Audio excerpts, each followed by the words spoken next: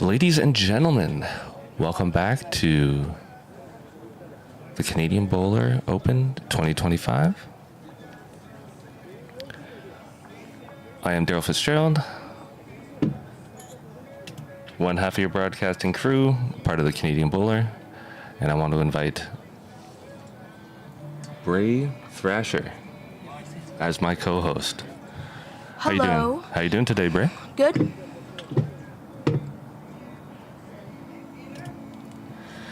Well, we appreciate you joining the stream. Young players are not always prevalent in our sport because we are an older sport, but it's great to see someone as young as you in the sport. And I hear you're quite excited about this event. And yeah, it's wrestling themed, and I know, Bray, you're a huge wrestling fan. Who's your favorite wrestler? Jey Uso. And why is that? Because I like when he does yeet. The yeet, yeah. If you can see Bray in our booth right now, he's got his Jey Uso glasses on, and he has got the awesome purple Canadian Bowler playing tournament shirt, and he's looking great, and he's ready to go. He's excited to be in the booth with us. We're just in trial bowls now, as you can see. We've got a great matchup today. We've got Team Fugedi, Tom and Zach Fugedi from Calgary, Alberta. They're representing their province, and we've got another province, Saskatchewan, with Team Scott, and it's Fran Allbright and Alex Scott, a brother and sister duo. So we've got a father and son and a brother and sister team, which is quite unique to have playing each other. I know your dad, Billy Thrasher, who's been joining us in the booth for a while now, he's actually going to be playing. Who is he playing with? He is playing with Matthew. And they were runners-up last year in the finals, so they're looking to make another run as well. And I know you'll be cheering him on as he tries to get round by round by round into the championship bracket.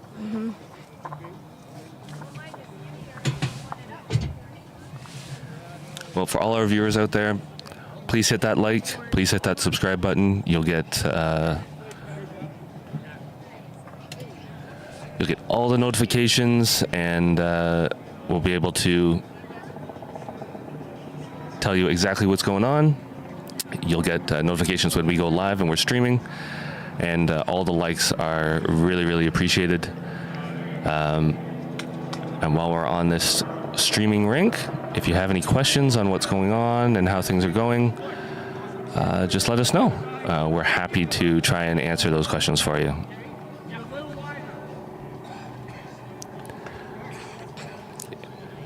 It is a beautiful day here in Calgary. We did get stormed on last night, which is why we had to cut our final stream really, really short. So hopefully that's not an issue today. Doesn't look like it. It looks like blue skies all around, but you never know.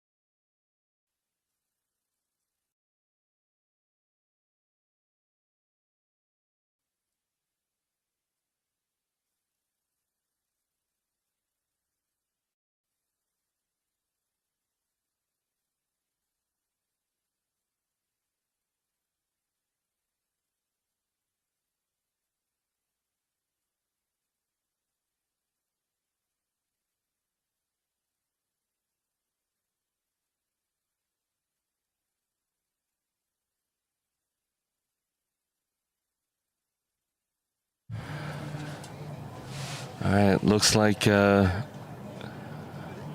Fugedis are holding shot right now. We are playing 3-bowl pairs, 14 ends. It is a tag team pairs. We've kind of brought a wrestling style flow to this, which means that between you and your partner, you up to 3 times a match, you can tag and switch. So if someone's not playing so hot as skip, then you can switch to lead.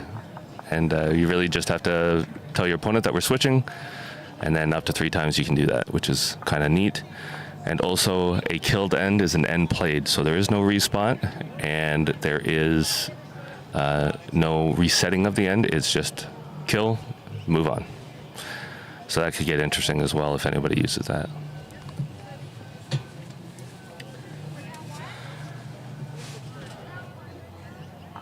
So, Bray, I think we talked about it before, but what is your biggest achievement in bowls so far? I have won the Club Novice. Club Novice. That's a huge achievement. My first trophy ever. That's awesome. And especially at your age, to take down the Club Novice, that's an amazing achievement. So congratulations. Thank you.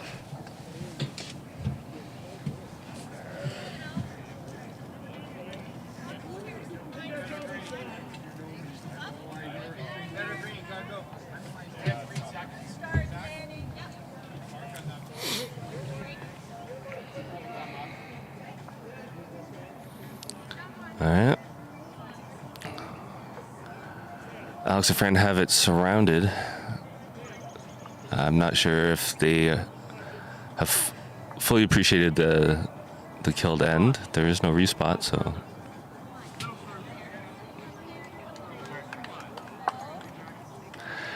Yeah, we're working on some of the stream stuff. We're trying to remind players to not dive in front of the camera and block our shots, but it's a work in progress. Not everybody's used to streaming.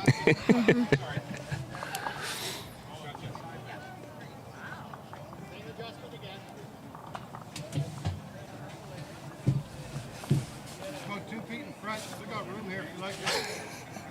Up here.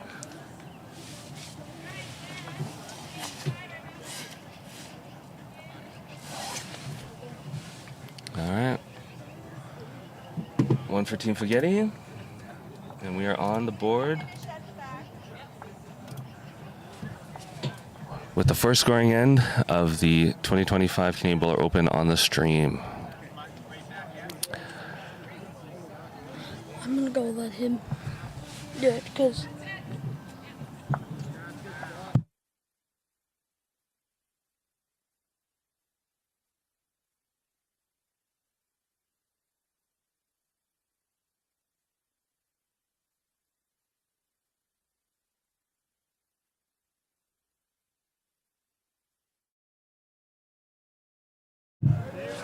Just like to shout out some of our sponsors. You can see one of the trucks in the background. Fix-It Auto, part of the Fix-It group of companies, lent us a couple trucks so that we could get around Calgary. It's been awesome. I know I've been enjoying driving the truck. I never drive a truck at home in Ontario, so it's been a pleasure learning how to park a large truck, but also just having the convenience of having a truck and driving around. So we appreciate that from them, and it's made our lives a lot easier. So we just want to shout them out on stream. It's been fantastic. And our streaming sponsor, Sam Correa, Remax. How much weight do you guys were? You probably would have gone here. Okay. Yeah, same idea. So, Sam Correa, my experience, your advantage. With 30 years of experience and thousands of homes sold, Sam Correa is a trusted expert in strategy, negotiation, marketing, and service delivering results that exceed expectations. Visit www.samcorrea.com and check him out for all of your realtor needs. We appreciate Sam and his contributions. He was here for the Players Social, got to meet and greet a few people there. So thank you, Sam. We do appreciate it.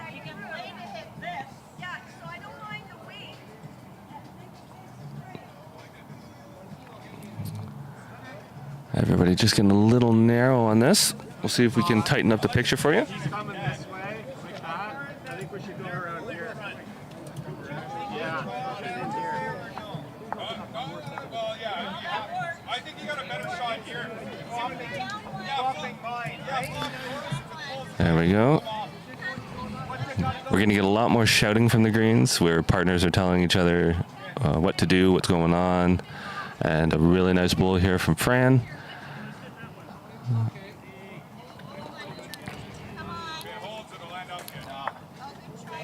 I want to thank Bray Thrasher for being part of the stream. Really young, excited player here in Calgary Lawn Bowling Club. He's been here every day, asking what can be done, helping out, coming on stream. Just really excited to be part of the experience, and we hope that we can get him playing in this sooner than later, because he's young, he's won his novice, so he's proved himself, and it'll be great to have him here because he's such a wrestling fan as are Mike and myself.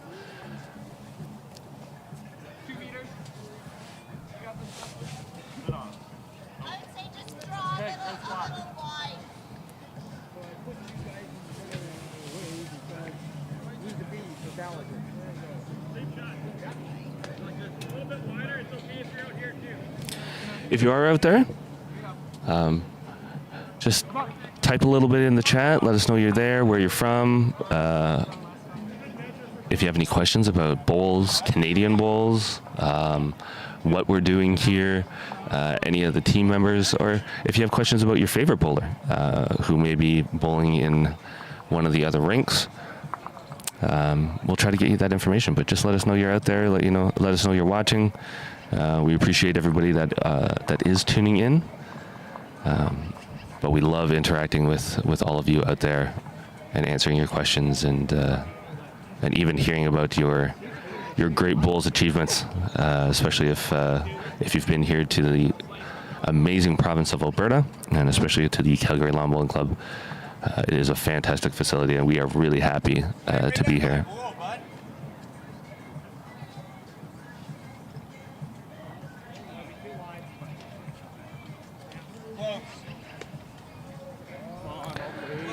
Everybody can't get wide enough, it seems. Everything is landing to the left of the bowl, or left of the jack, so it's pretty crazy.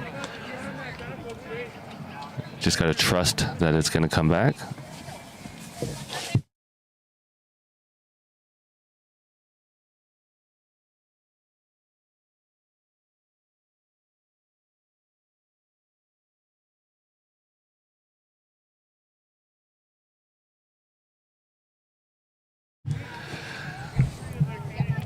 Ladies and gentlemen, I am joined by the one, the only Michael Patulli. He's been stuck at Rotary, running our other event. He's had a good time over there, but we finally get him on stream, so it's awesome. Yeah, it's been a while. Hello, everyone. Had a terrific last few days at Rotary Park Lawn Bowling Club in Calgary. Was our new second host for the event, so we were very excited to work with the second venue. Obviously, the logistics of the live streaming there and everything was not possible, so I was not involved. Didn't even see Daryl very much for those 2 days, except for back at the hotel. So glad to be back. What are we at here? 2-1 for Team Scott over Fugedi. That's it. Okay. We got the brother-sister combo versus the father-son combo. Yeah, there's actually quite a few family teams in the tournament here. It's quite a sight to behold. You got just an eyesight here. I got Bob Selzler with his brother-in-law, Stephen Malosh. Then we got Dave Llewellyn with his son, Ben Rockman. And then just obviously the two we got here. We got the Hatton sisters directly next door. So it's quite a cool combo. Good way to get out there and play with your family members. You even have like entire clans, the Taylors, two from Scotland, coming all the way to play, and there's 4 of them, so they split up into 2 teams of pairs. It's awesome. Yeah, no, they've been raving about the event. They've had a great time because I think it gives them a bit of an excuse to bring the family members over, and also then they get to play in some bowls, which is a big thing for that family as well. So, well, there we go. Laura Walker in the chat. Tuning in from Scotland, supporting the 2 Taylor tag teams playing today. Yeah, we'll keep you posted on how Graham and David, and then how Malky times 2 ends up doing. So are they all within eyesight on our front? I think one of them's on our backside. Yeah, it looks like Malky's on the 2 Malcolms are on the far end of the green. We're able to easily see, and then we'll have to turn around for updates on the other game, but we'll try and keep you posted there, Laura.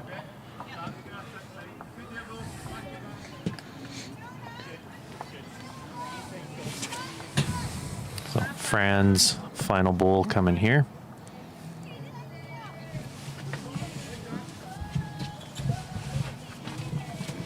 Looks chops off of that front bowl, so she'll be holding shot there out in the front.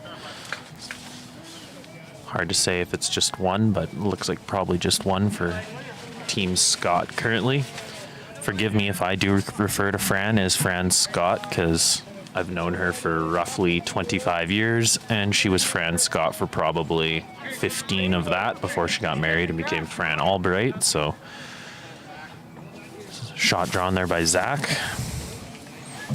Zach Fugedi is a first-year or second-year bowler. I don't know off the top of my head. Here from Calgary. So his parents came out to the Canadian Bowler Open last year.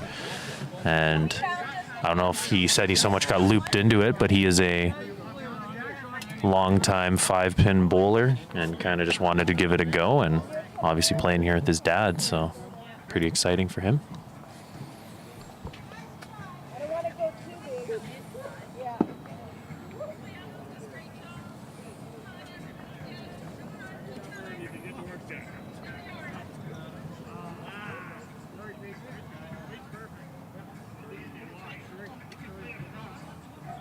Close on there for Big Al.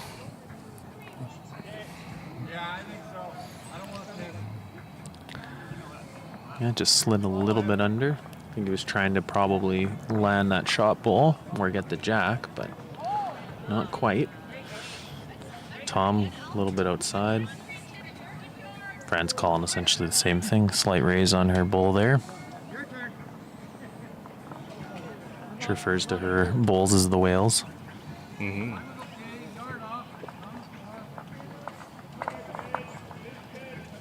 Very close here. That's a good effort right there. He set it up that if he even played another 2 feet, he might be able to chip that other ball out and lie. Yeah, he's set up ahead here for sure. There's quite a few opportunities for Team Scott. They don't have very many back bowls here, but the Fran's bowl's furthest back, so I guess they could play it rather aggressively. But we went over the rules at the beginning of the stream, but I'm still curious as to who's actually going to take advantage of the an end killed as an end played. Yeah, it was something that I know if I think me and you played in it, me and you would be probably one of the more aggressive teams because the two of us both like to throw or can throw a good runner. And I played in a tournament where it was allowed this, probably 15 years ago, and I loved it. Mm. So when we made our own tournament, we thought it'd be a way to potentially speed games along, because everyone always talks about pace of play and games not being quick enough. There you go. He's got some weight he's here. Added a little bit extra. He's stalking it. Oh. That might have done it. He might have skivvied the jack enough off to the side. Oh. Okay. Zach indicating that they are still holding shot, so Alex just about skinnied it enough, but not quite. See if Tom can draw in here. Oh, that's a little narrow. Yeah, it doesn't seem to like it. It's all right. One down. It's all right.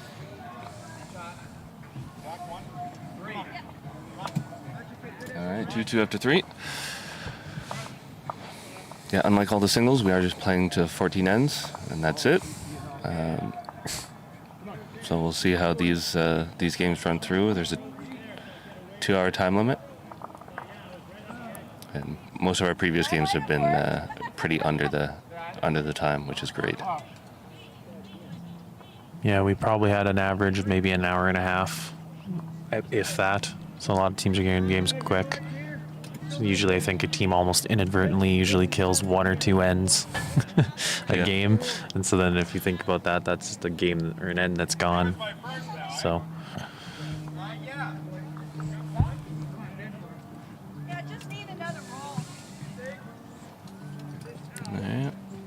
get in there again. Just adjust. Our fancy new cameras allowing us to remotely change our angles and what we're looking at. So very happy to have upgraded them and have a far better technology than we used to have. So That's right.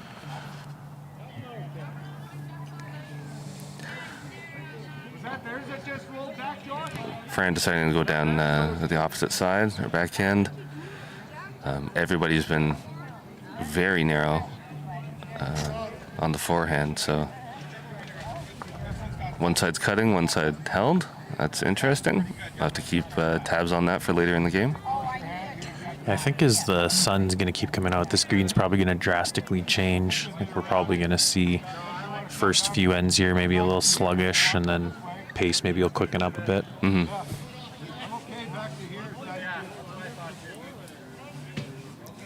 Funny to think that this is a sluggish green here when this would be a marvelous paced green at middle of the afternoon for most of the places in Canada. Yes, absolutely. Absolutely marvelous facility here at the Calgary Lawn Bowling Club. If you have never been, you're a lawn bowler in Canada, I would highly recommend it. It is probably what I'd call the crown jewel of the country.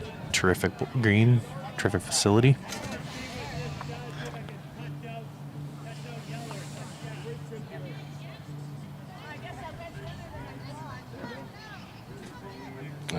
Zach, he doesn't like it.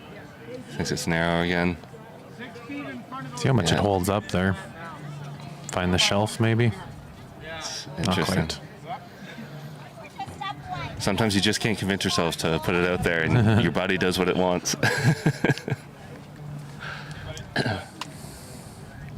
I know it's wide. I know it's wide. Go wider, and then you just throw the same line.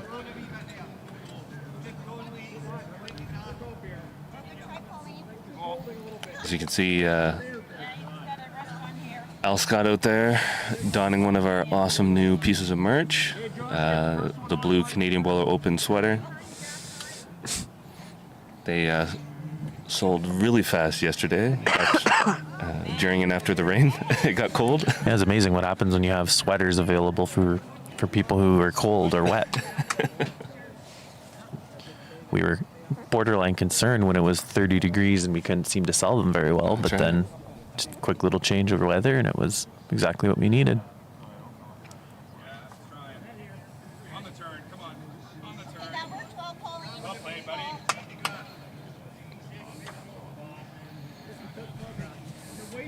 That was Fran's bowl being pushed up there by Tom. So that'll be one currently for Team Scott. Probably just the one. Yeah. Al's going to play the tight line.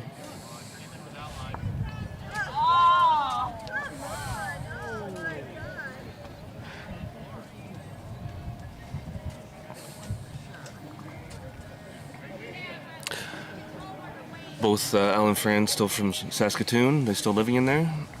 Yes, sir. Born and raised, both of them. Bowl out of the Nutana Lawn Bowling Club in Saskatoon, Saskatchewan. For anyone not familiar with Saskatchewan or Saskatoon, it's a city right in the dab center of Canada. City of about, 250, 300,000 people. Beautiful city with bridges and a giant river that cuts through the middle of it. So I will not speak about the unpleasantness of my city, which is directly south of theirs, and it's not nearly as beautiful. So they are from the nicer area of Saskatchewan.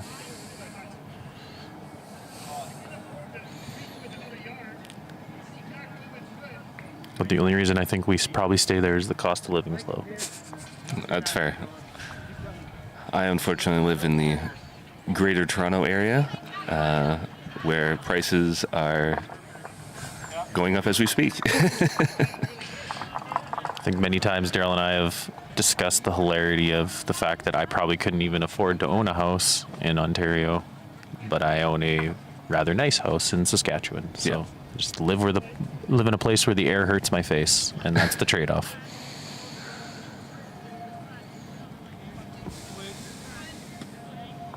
So one there for Team Scott.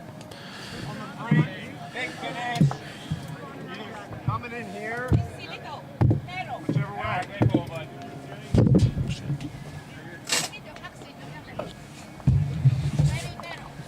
was trying to mute it.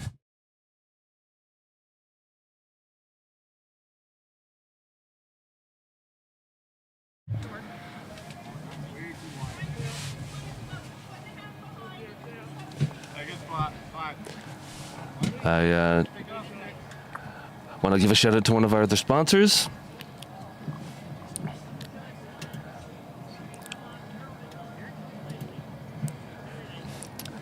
Pownell Wealth Management Group. They are the sponsor of our King and Queen of the Green. That is a prize that we give to the top male and top female bowler of the event, both singles and pairs. You collect points based on where you land, and you get a cool little miniature belt that you get to take with you, and $500 in extra prize money each. So Pownell Wealth Management Group, great sponsors. We provide bespoke family wealth solutions, including tailored investment strategies, financial planning, and advice to grow and protect your financial assets. If you need some help in your portfolio, check out Pownell Wealth Management Group. ca.rbcwealthmanagement.com/tom.pownell, POWNALL /home. And they'll be happy to help you.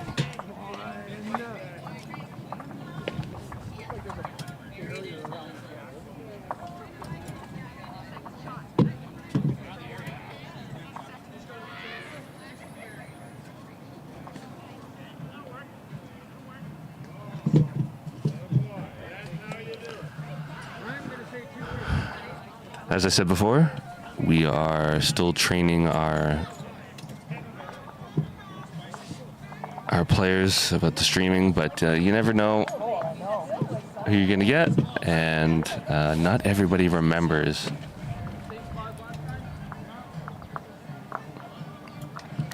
That there's a camera back there, but it's awesome. To Neil Thrasher, the belts are so cool. What great sponsors you have.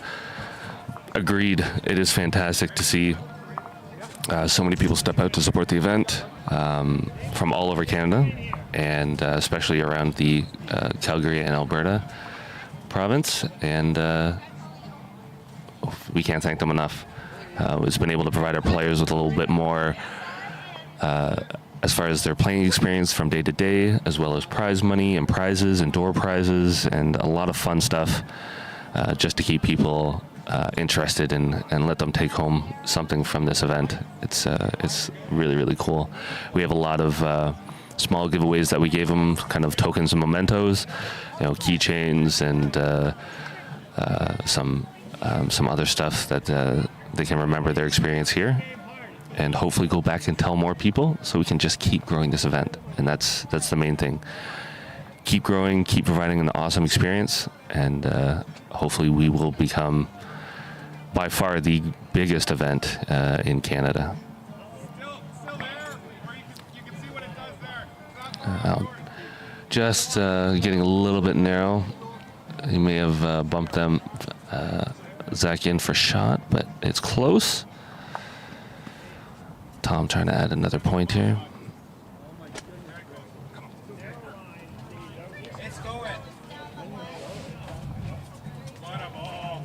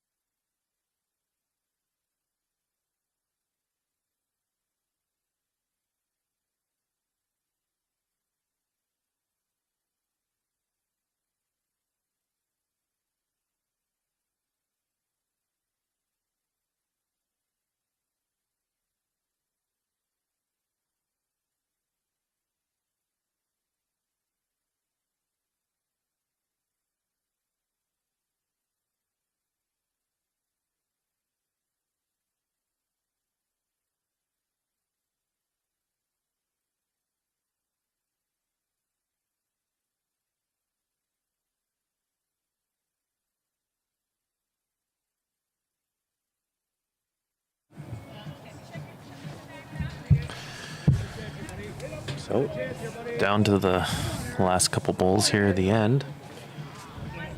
Looks like Al's trying to draw in here. Cut down the head. Looks like he's a little spicy. Yep. Off onto the side in the back there.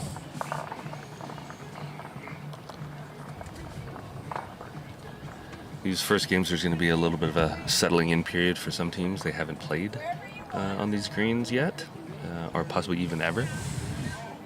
Whereas some players are coming off the singles and have had 2 days worth of bowls to get used to it. One for Team Fugedi there. Well said, though, by Daryl. He's very correct. The Scots are coming from Saskatchewan, where they definitely would not have played on greens this pace. And Zach is also jumping off the pine. He was helping out graciously as a marker and all over the club the last few days. So similar to the Scots, might be a bit of an adjustment period for them.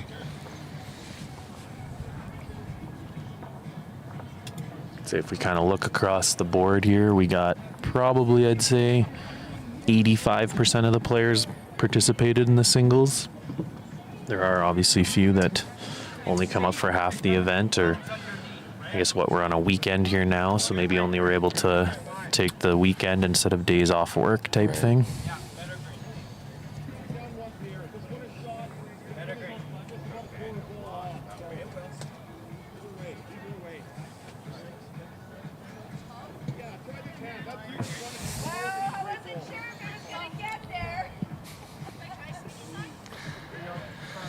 Just telling everybody we'll probably hear a lot more yelling around the green. Players giving instructions, and especially when the wind picks up and other things. Just general camaraderie too. Yeah, I think cheering on shots. Cheering on shots, woohoos, things like that. I think we're gonna get a lot of bowls landing on this left side. Yeah, must be some sort of a shelf or something there. Yeah. Oh, got Zach playing the other side.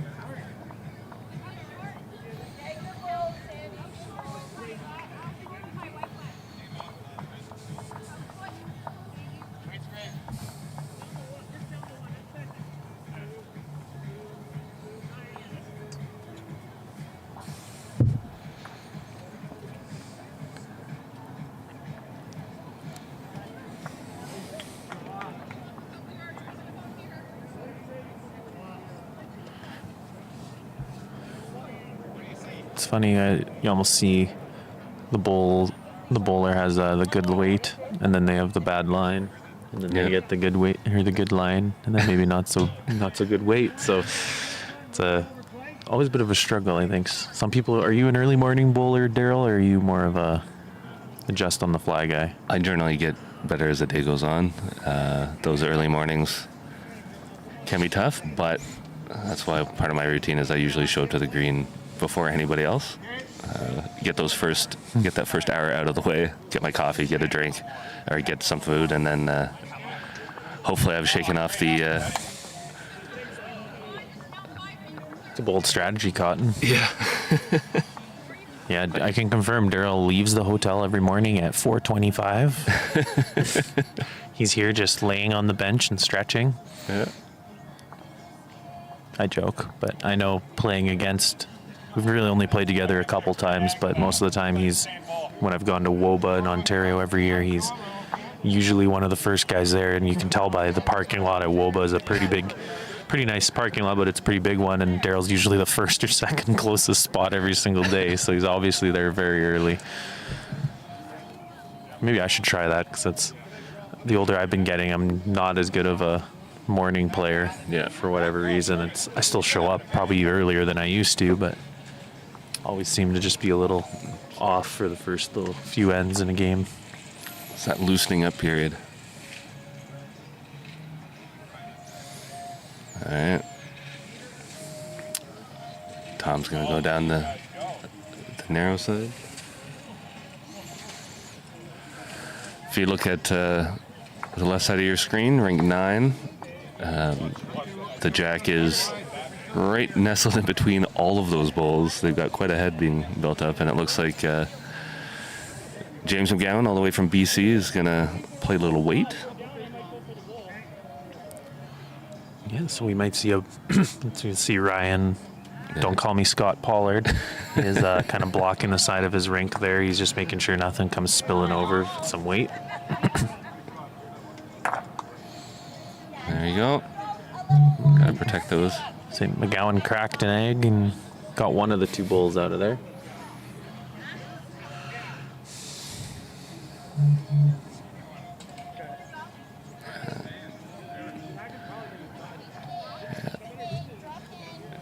The problem with the left side of this green, it seems you can't believe that it's holding out. So they keep throwing it wider. Here comes Al down the swingy side. So You got Fran's bowl there. Not quite. Oof. Look at that go. It's like he could add multiple good results there on that, possibly that front one. Find her, not quite jack high bowl. Nope, found right through it all. Must be a very big hoop of a side. Yeah.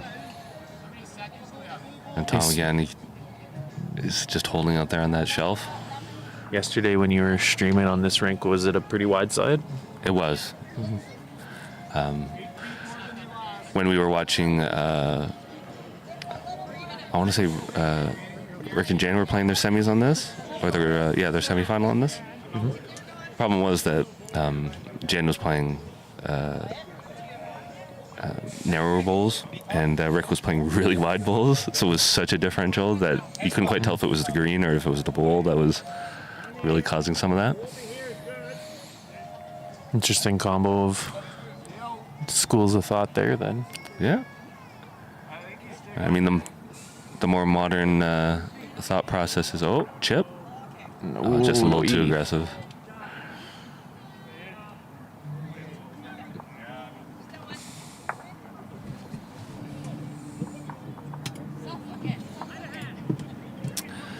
Yeah, the more modern thought is singles and lead and all that. You want a narrower set of bowls, take away the hoop, have a little less chance for error.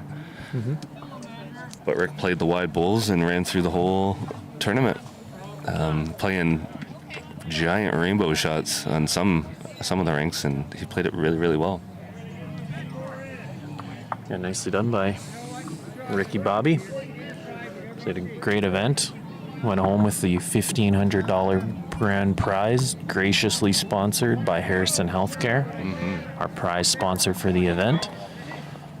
Very nice for him to walk home with that type of money, I'm sure. He probably almost would pay for his trip from Ontario to get here. I think that'd be more than pay for it, actually. And still got the pairs left, and he's definitely in the running for our player of the year, the player of the week, whatever we're gonna call it.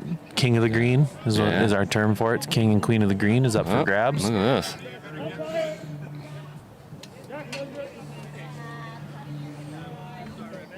A little bit of I call it the Michael Patulli toucher. It's usually about a 3-foot heavy bowl where I just happen to smash the jack on my way through. John always loves those when I do them. Christina Bombeck in the chat. Tom is from Kelowna, BC, where he bowls. Zach is from Calgary, and he just started bowling this year. Go Team Fugedi. Yep, pretty familiar with the Fugedi clan now. Their second year back. Thanks for that little extra info, Christina. Get nice to know Zach, because we hadn't met Zach until this year. I think we maybe had met him last year. We just didn't know it because he was just either a fresh bowler or started very recently when his parents were visiting. So Absolutely. Hopefully you guys can sign up and play. We'd love to have more players out here.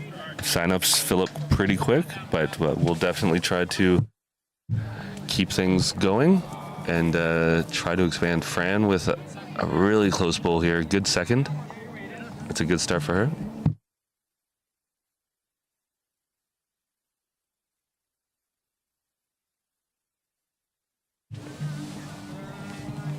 We've got DJ Michael Patulli just going to check on some of our playlists.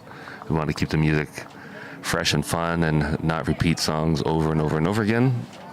And that's a big part of our event here is we always have music going on the greens. Want to have it more of a festival and fun atmosphere rather than really, really silent. So we have a lot of fun here, and he's trying to keep the players engaged and the spectators engaged with the music. He's been great at it. Fran coming in here. Just a little short.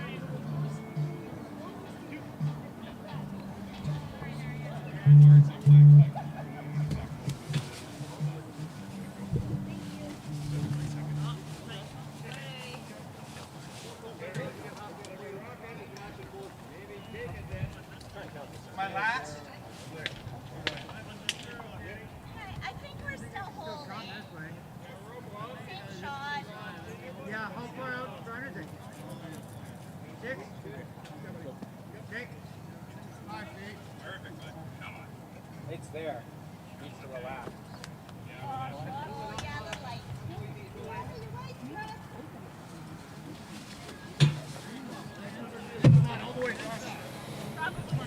Oh, just getting a little rub and through. It's going to be hard to roll one up close to that ditch without falling in. Very good here. Eat it. With it there. Go.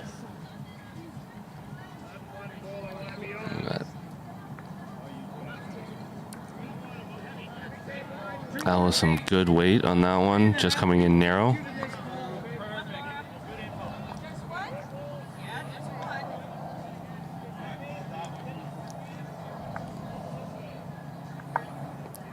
And Tom, I think it's just going to come up short. It can be really difficult to gauge your weight. You either have some nerves on getting too close, but Al looks like he's got some good weight on this one. It's just going to go into the ditch. Just add a little extra. But you got to give it a chance. In this case, you can't be afraid of it. You got to give it a chance. Short's not going to help you. At least if you're up there, you're giving your chance to either hit something, trail the jack. If you go in the ditch, you go in the ditch.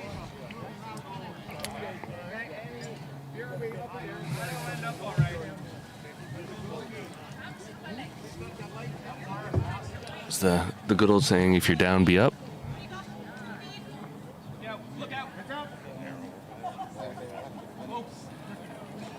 Here comes Al with his final bowl. Don't think he likes it.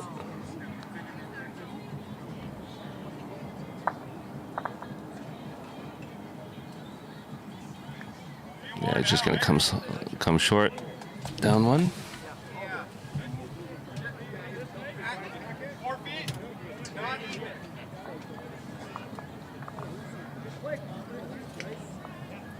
Great throw. Fantastic. Really good. Really good.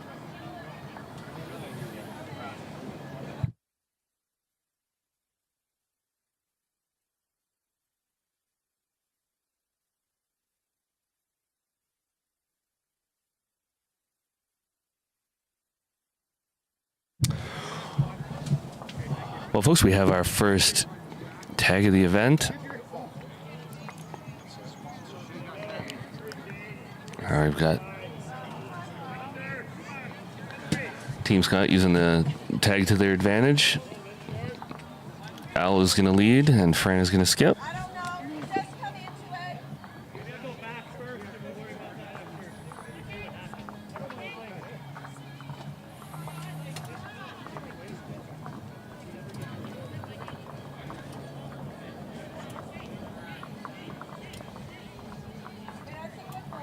I don't know. Just come into it. See if this helps them. To Neil Thrasher, Zach has been amazing at the club. One to watch for sure. That's fantastic. Anytime you can get a new bowler who's super keen, is a help at the club, that's just a bonus.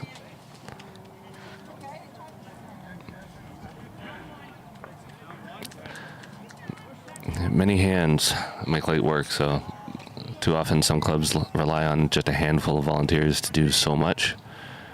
And then when they lose one of those volunteers, everybody else suffers. So it's good to have a lot of keen people that want to help, want to be here, want to support the club. Makes everything better for everybody.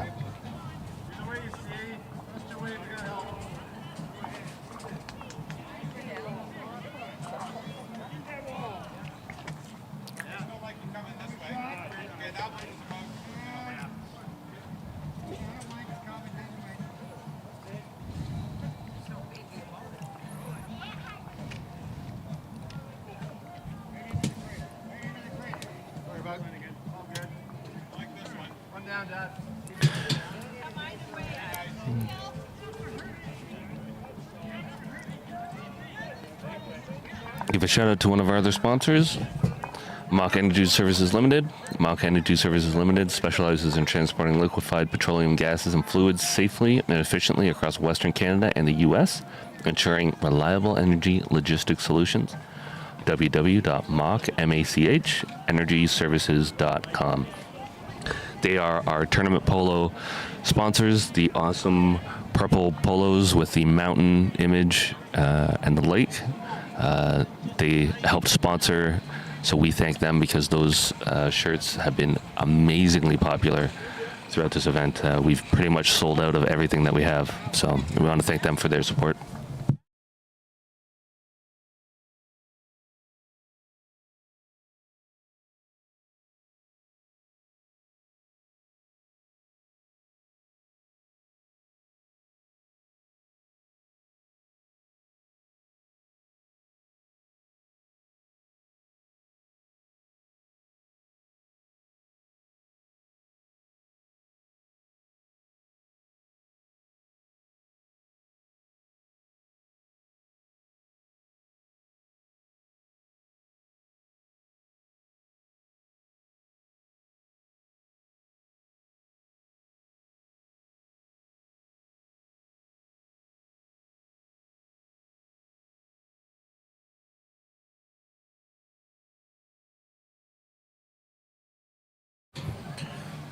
So, is it the Scots switch positions here? They did. Oh, We just talked about that. They did the tag in.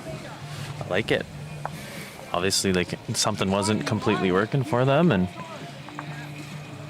switched it up. I actually don't mind it at all because Fran just drew a shot in there, and looks like Al's been pushing for another one. So a bit of a momentum swing. That's the one thing we noticed. There's a couple teams last year that really employed the strategy as a momentum shift or a way to kind of motivate the team. Specifically the headbangers, Mosh and Thrash. They rode that all the way to the final. They kept switching when each guy was sort of struggling or maybe just not feeling it, and it worked out for them a lot last year.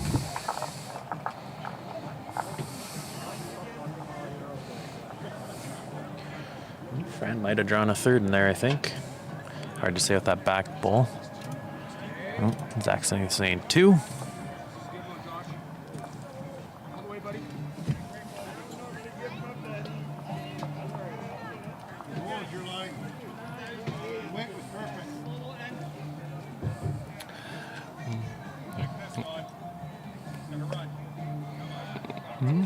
We do have to have a talk with Al about the streaming ring and putting his butt right in front of the jack.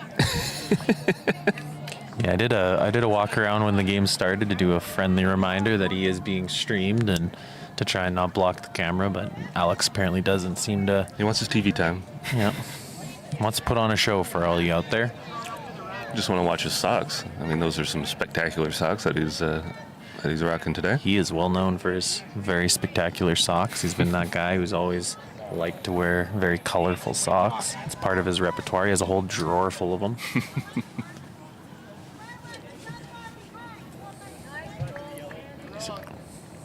So did Fran throw it?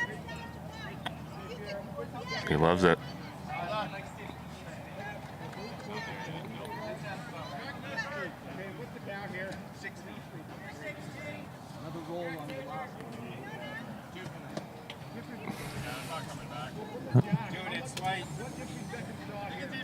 Good end there for Team Scott. Making that power play look like a smart move. See if it can continue to be something they ride the Lightning on. That was a good move. They had dropped a couple ends in a row and bounced back to pick it up. Even if you slice it off, like if you want to put it underneath that. Yeah. Gotta move that camera around. Yeah. The joys of having a shot that made it almost to the ditch the last time we were that direction. Oop. Not that high. Too high, too low. There we go. Nice. Good work there, Mr. Fitzgerald.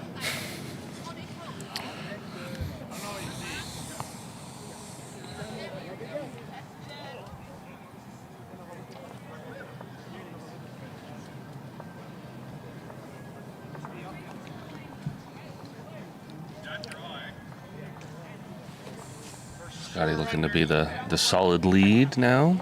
Good opening bowl from him. A couple feet from the jack. Good row. Come on, wait.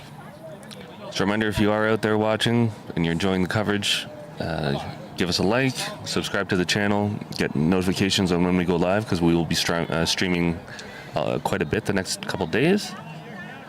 And your support, all the chatter, all the likes and stuff really help us out for the channel and put on great events like this.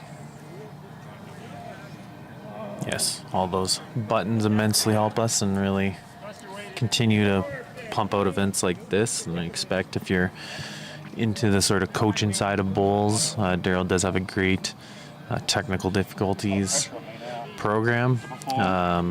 We're going to be probably leaning into that in our coaching backgrounds a little more this winter. So there's some preventative plans or early plans, I guess. The two of us are got some videos we're cooking up in our minds that we'll likely have out there. So if streaming's not all you're after, we're got lots to watch on our channels. Definitely do check out our other videos. Absolutely. Wow. The extra pressure is, I think, seemed to make a difference here. Like Al Scott's a very strong draw bowler, very strong lead in general. So I think getting that little extra pressure on Zach and might start causing some fits for him and Tom. Beauty bowls by Al. Yeah. A really good grouping there.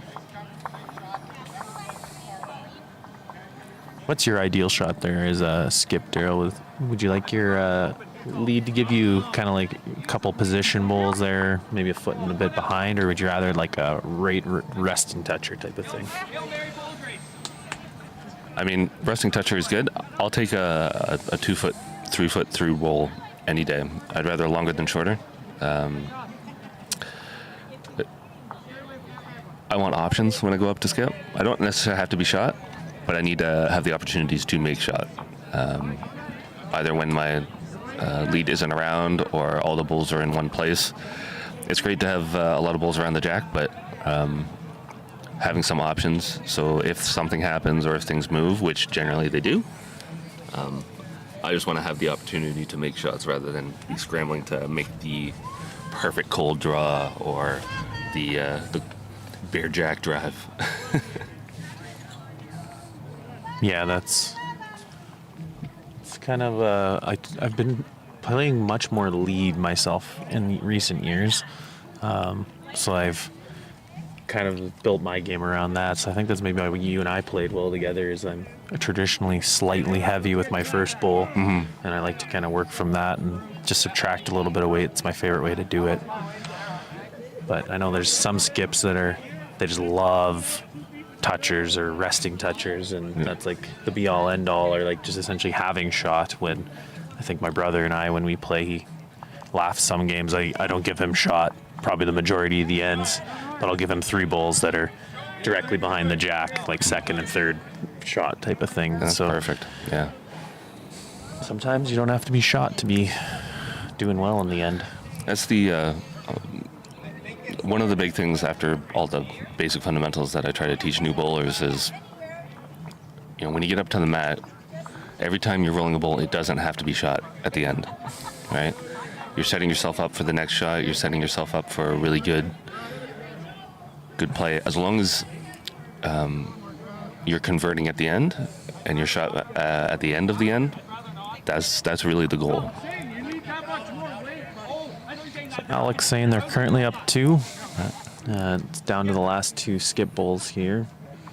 We are kind of getting to the back half of this game here. I didn't even realize that we're already pretty quick. End 8. This format does fly by pretty quick, especially if you get some quick, pacey players. And all 4 of our players in this match, I would say, are pacey. This is probably one of our first semi-substantial discussions we've seen between either of the 2 teams. Yeah, I think both of the teams are looking for that. Well, she's coming late. Oh, she almost actually clipped and got the shot that they wanted. What they were looking for was a play on the brown. Yeah. Chip it out for a multiple. But Alex said it's still 2, so I think if they took it out, it would have been 4, maybe 5 had she not split out her other bowl. See, I understand the weight now.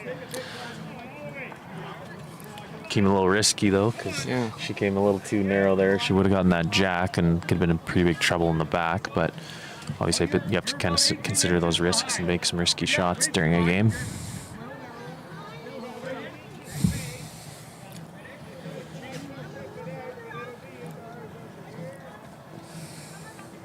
I know in those situations I prefer to play inside out.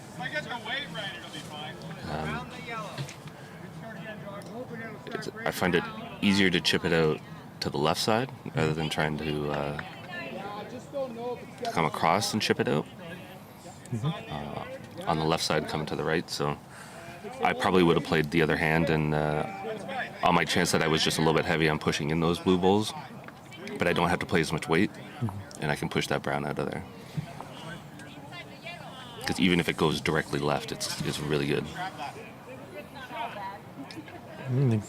Tom, I'm not sure if he just bad release there, wrong bias, but he did not like that one out of his hand. He knew instantly.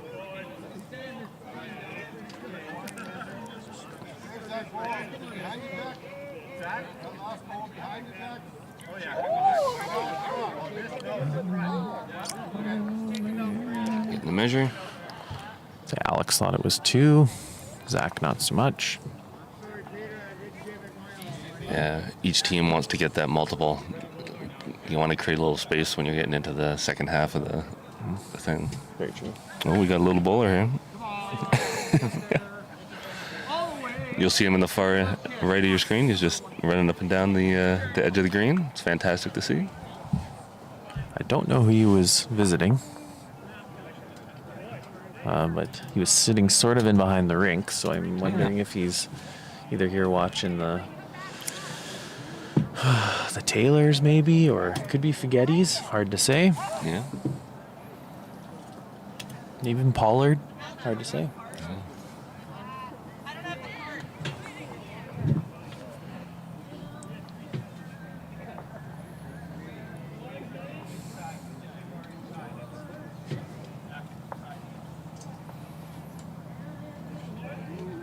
This way, Jack. Come on, baby. All the way again. Cross, come again. Get there. All the way. Run. Go, go, go. Shot, I take it. Get inside of that one,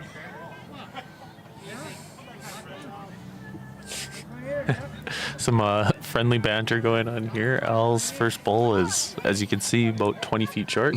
And Tom from the other end said, "Get within that bowl."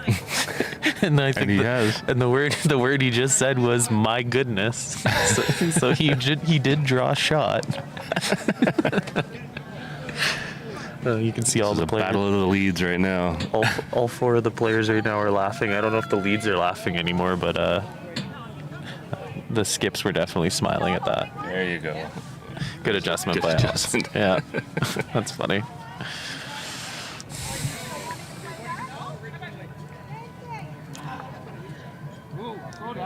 It's interesting when one lead throws one either really long or really short, that the other lead, even though you think like, oh, I'm just going to draw it because it's so far away, and you end up going close to that other bowl, just mentally losing it.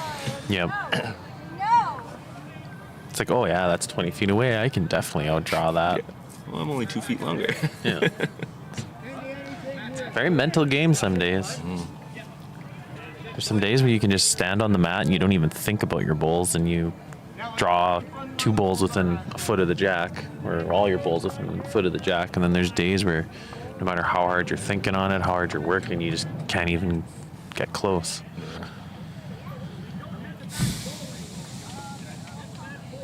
Just looking around some of these greens, we've got some pretty big matchups going on. I'm looking over to see Serena Matthews and Joanna Cooper playing Steve McCarron and Dave Anderson. That's a big head-to-head.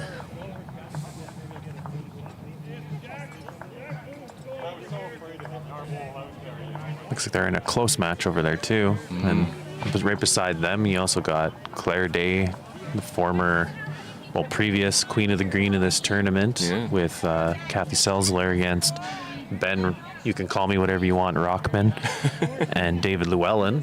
Close match there as well. Looks like it's 4-3.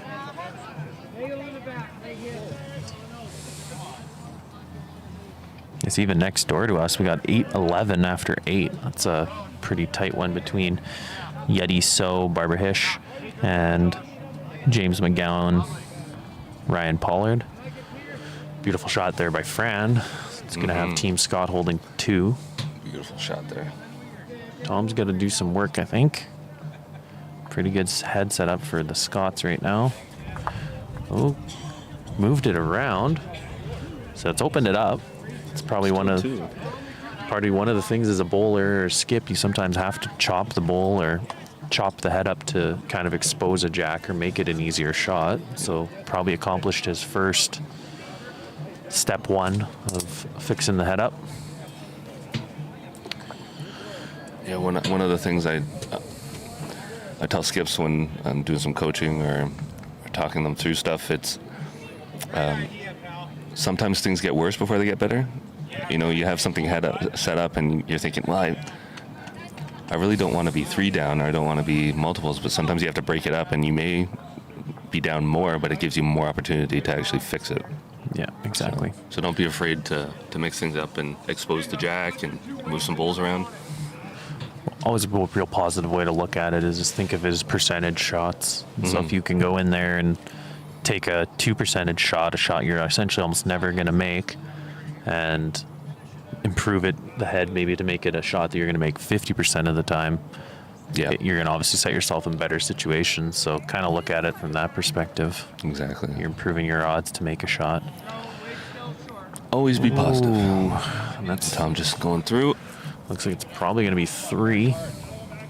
That tag team swap has been gangbusters for the Scots. Yeah, they were down and now they've scored in 3 consecutive ends. Oh, and looks like the Fugedis are maybe following suit, switching it up. Yeah, like there it is. There's the tag. That is it is a big momentum shift, I feel. Sometimes you have to, because like right here, we're already through 10 ends. You got 4 ends left, and now they're down 5. Like, you have to do something, and if it's just not clicking, you may as well give it a shot. I'll go gather some scores maybe. I'll be back in a couple minutes, see if I can get some updates on some of our other matches on the green behind us. Awesome. Thank you, Michael.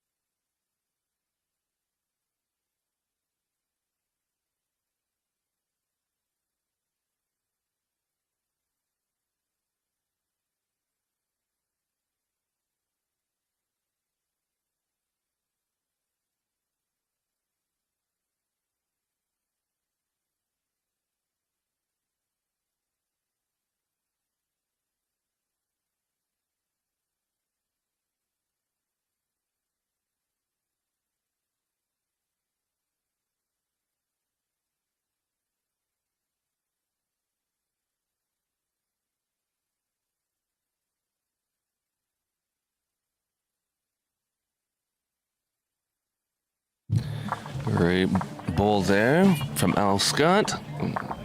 Inches behind the jack on the tee. Obviously, there's no respot, but that at least gives you a perspective of how close we are to the ditch. Tom with a beauty on his own.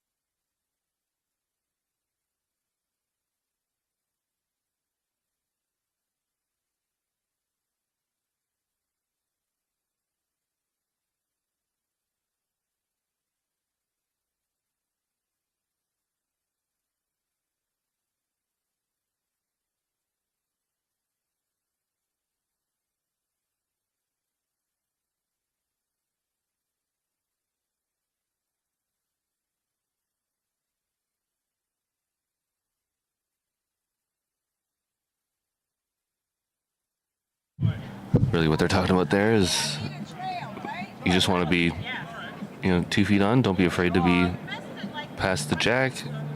If you drag the jack back, great. If you end up behind the jack, great. You just want to be able to have a reaching bowl. That's the most important part. You don't want to be too short to get in your own way, and About 12 feet, yeah? be positive is the key.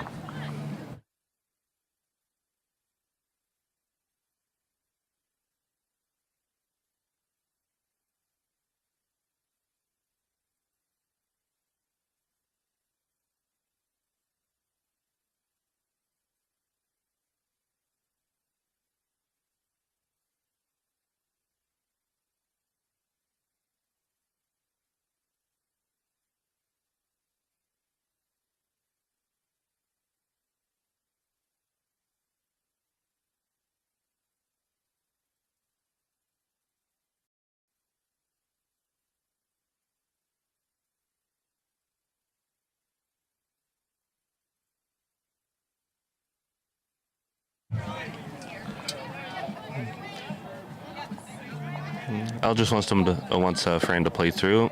Don't be afraid of hitting the blue.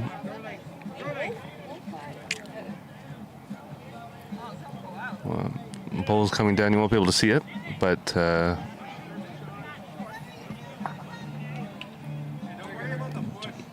just caught the one in front. All the way, buddy. All the way. Okay, good start. Just a bat. Heavy.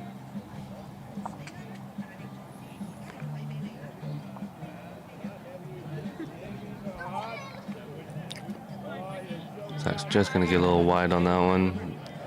But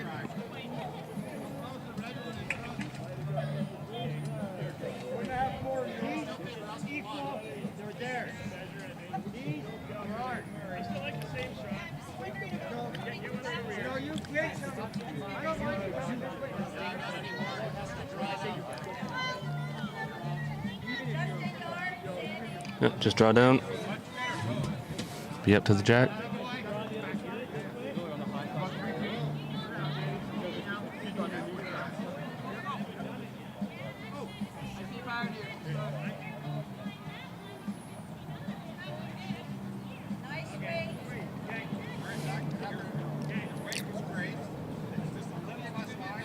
Good weight. Just got a little wide, but puts more balls in the head, which is good. You never know when something will get chipped out. Same shot, just outside this one here.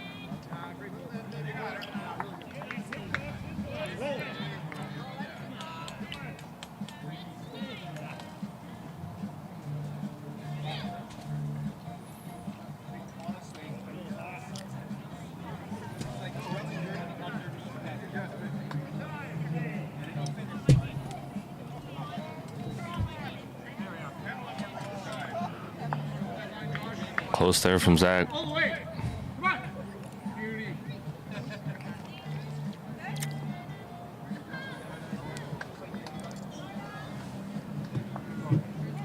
1 to Team Scott.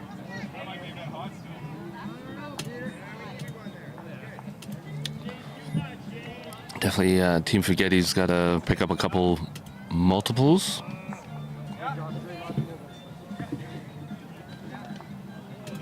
Because the ends are starting to dwindle away. We're only playing to 14. And it's 11-5 after 11. So 3 more ends.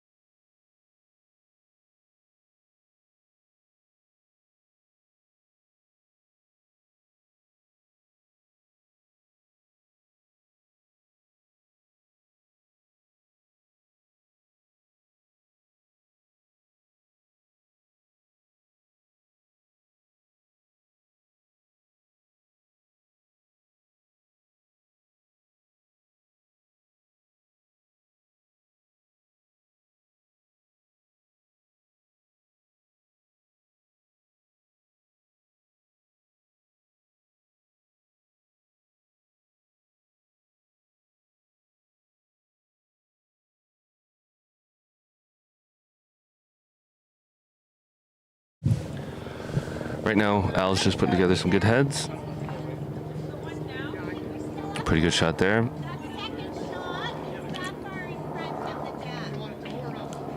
The idea for Al right now is he doesn't have to be shot. He just wants to build good heads. There's not a lot of ends left, and they've got a healthy lead. So putting together some good options, especially two short ones, doesn't help the cause. You want to be in the mix. And Team Fugedi is looking for multiples because unfortunately there's only 3 ends left. They're down 6. So they need the 2s and the 3s to show themselves just to keep them in this.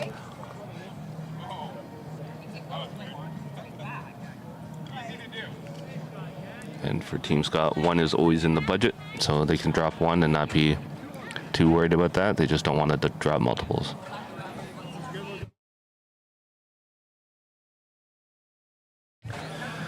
And as we're getting down to the last part of our stream, we will be going live around 11. Our scheduled time is 11, but we started a few minutes later this morning. We're going to give the players a good break. It really depends on if any of our games go to full length. But we will be back around 11. Check our socials for the next live stream. We'll be trying to post everything on all of our socials, Facebook and so on. And don't forget to subscribe, put on that bell for notifications, and you'll get notified every time we go live. So you can pop back in stream and catch some of this action.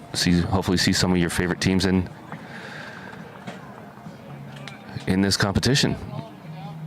And if you are out there, don't forget to hit that like. Just tap that thumbs up. You can hear some excitement on the green behind me. An amazing shot was just made by Laura Seed.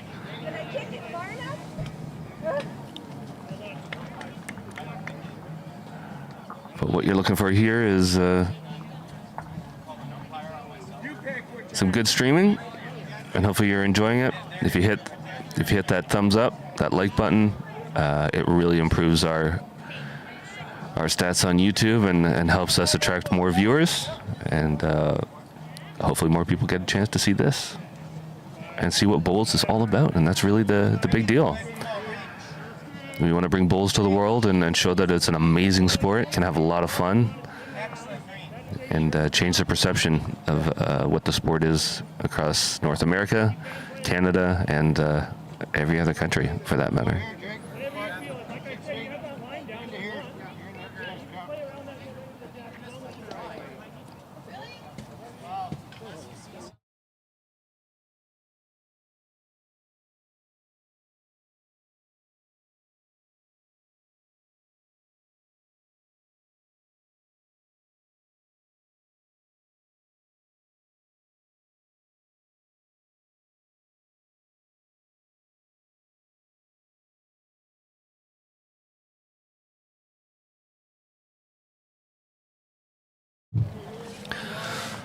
So Team Scott's having a good discussion about it. They really don't want to drop the 2 that Team Fugedi have there. So they're looking for the option of how to split, how to hit and roll. Fran was talking about coming through those 2 front dark bowls to hit. Al was kind of talking more of a swinger around the left or the right side of those bowls and come underneath the red onto them, or possibly even push the red into them.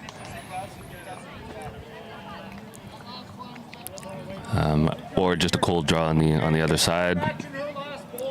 Come underneath the really short red one and just float in. There's a few options there. Obviously, the split of the 2 up front would mean a lot of weight, a little less weight on the swinger, coming around the right, and then perfect weight on the draw one. So really it comes down to confidence and what you think you can make and what the percentages are.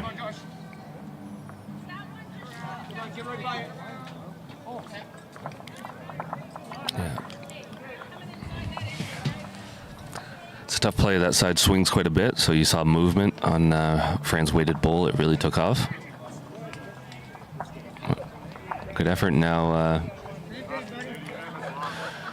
Zach is going to look to get another one in there. A 3 would really help them out in this situation.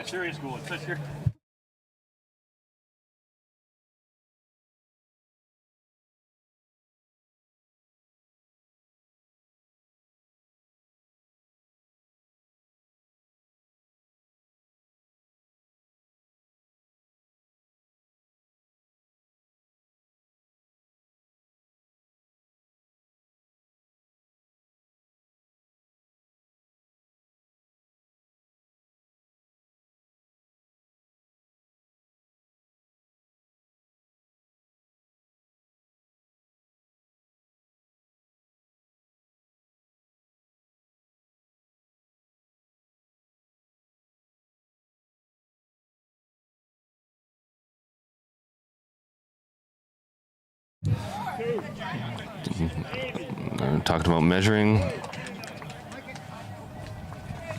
Wedge that bowl so it doesn't fall over.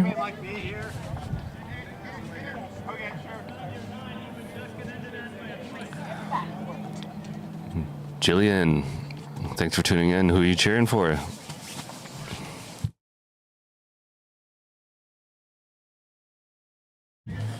My quick venture out was derailed by multiple umpire calls.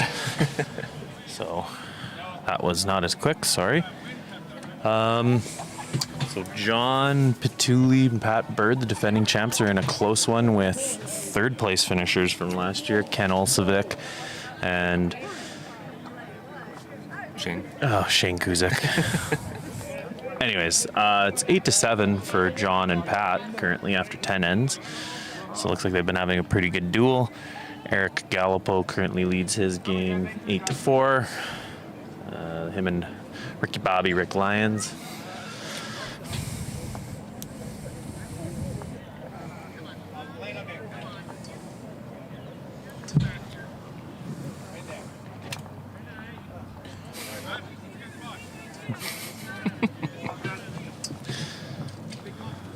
So Jack's going here, see if it's in the ditch. Might stick, just stuck around.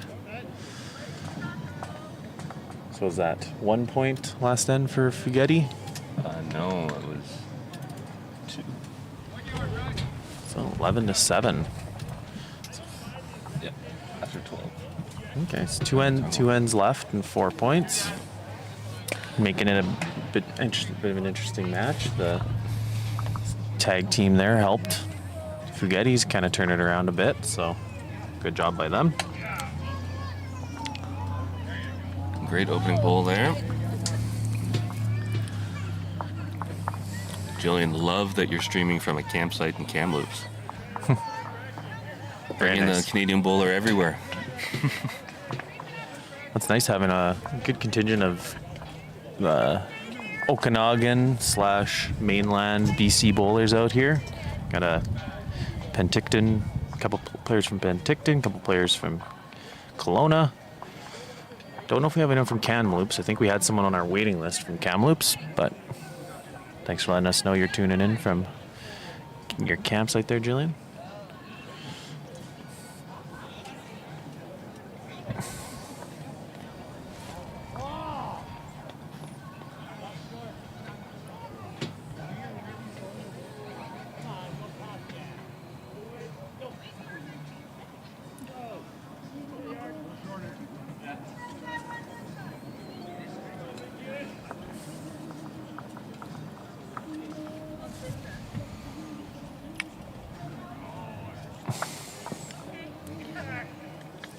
Really, this team, Scott, is just looking to not drop multiples as a worst option.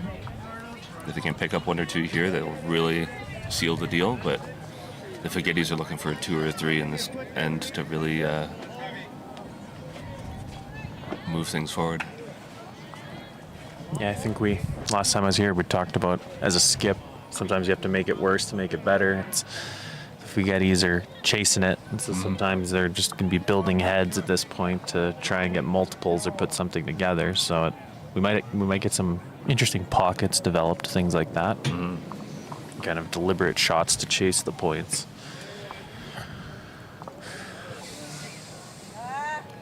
The gangly Mr. Scott chasing after his bowls. Put 2 very nice ones in there. Yeah.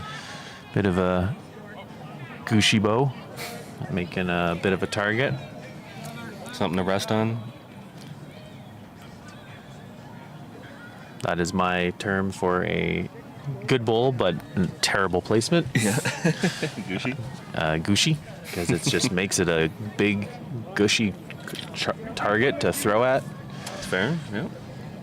And the she part of it, probably you can put together what that might be related to. So,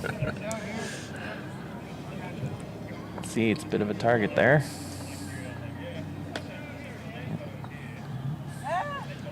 Not quite as much weight as I expected here. I expected Zach to be fully through at it. Looks he's close on the draw, maybe a little late though. Yep.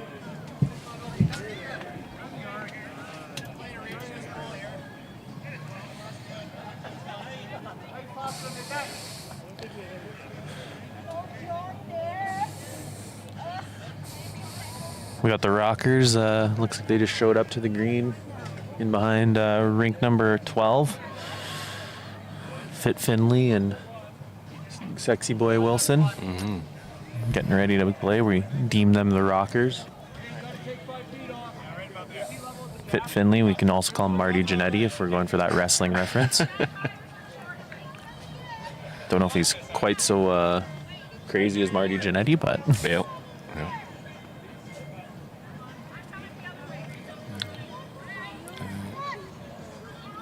Another one in the ditch.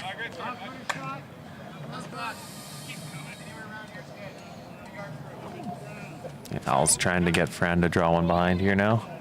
It's about their only big problem area is Trail. a little bit of a trail. Yeah. Fran is... Uh-oh. Uh-oh. Ooh.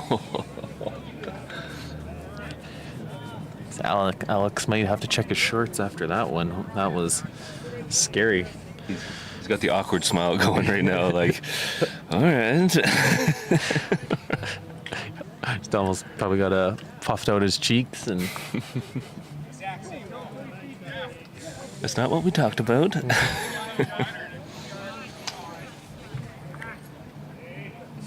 just going to come up short on that one. Yep. Looks like it's probably 3 or 4. I think that'll shut the door on this game. So what are we looking at? 3 would take us to 14-7. Yeah, we would be done. So mathematically, I think the game will be over. Definitely well in time. Still got about a half hour left on our time limit. Yeah, really. Fran is ruthless. Draws in for that extra point. 4 times. So that takes us home 15-7.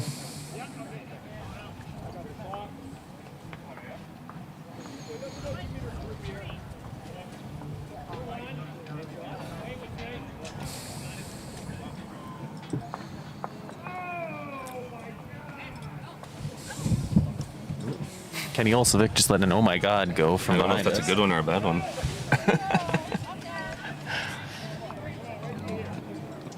Hard to get tone out of that. Oh, I don't see any orange bowls around that jack, so I think John Patulli might have taken out some of his bowls. Looks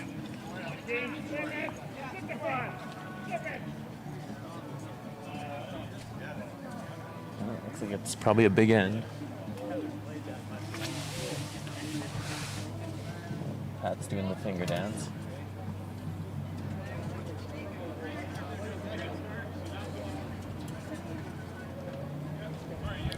That was a good opening bowl here.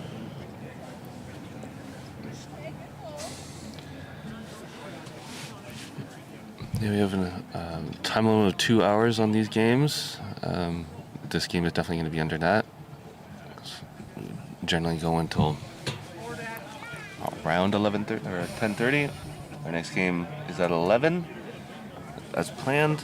But definitely keep an eye on our socials and on YouTube for the next stream time. And you can catch the next game, which will be another amazing qualifying round tag team event, tag team match.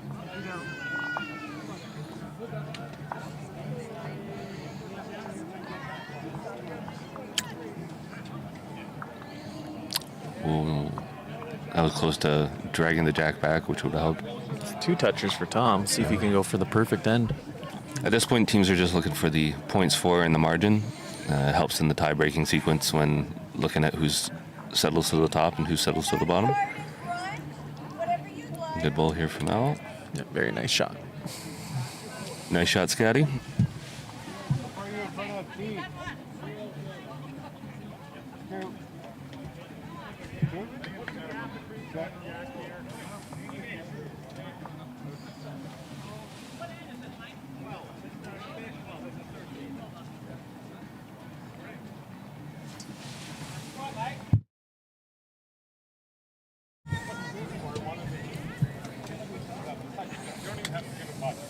Daryl's Hawkeyes are telling me that it looks like it's 12-7 now for Bird and Patulli. So I guess by that math, the last time I updated you, that would have been a 4. So that's probably why we heard Ken drop it. Oh my God. Really good match here on this rink beside us. McGowan and Pollard, they had a really tough one against their club mates. That was the one thing I found out, is they're actually club mates from BC. So they come all the way to Calgary, and they played each other in Canadian Bowler Open despite playing each other regularly in club games. So that's always fun.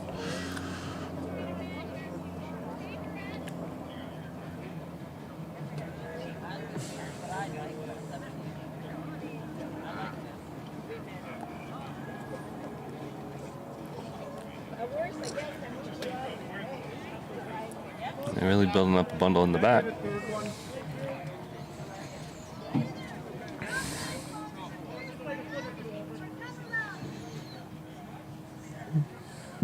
See if it's a good bowl by Fran. No, didn't quite have the line on that big hoop, but probably in the distance she wants it. Too heavy. Too hot.